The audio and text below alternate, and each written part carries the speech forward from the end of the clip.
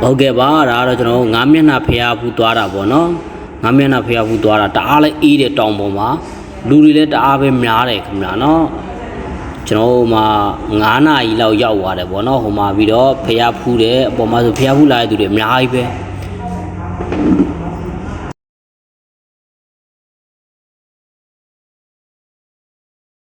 တောင်ပေါ်ကနေပြန်ကြည့်မယ်ဆိုလို့ရှိရင်လည်းကျန်တကယ်တော့လူတွေအများကြီးပဲ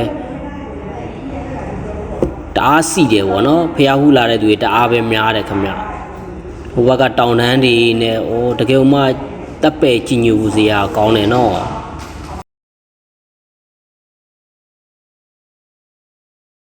သူများပြောတယ်သူများတွေပြောဒါကလူနေတာတဲ့ဟော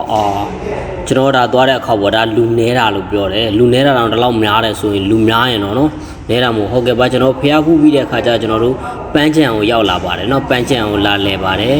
ပန်းချံကလည်းတောင်ပေါ်တွေမှာတက်လာတာပေါ့နော်ကျွန်တော်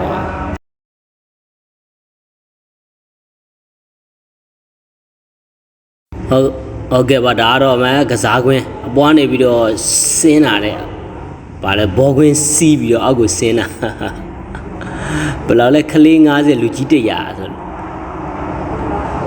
ကျွန်တော်တော့သွားကြည့်လာခဲ့တယ်မစီးလာခဲ့ဘူးเนาะဘောမစီးလာခဲ့ဘူး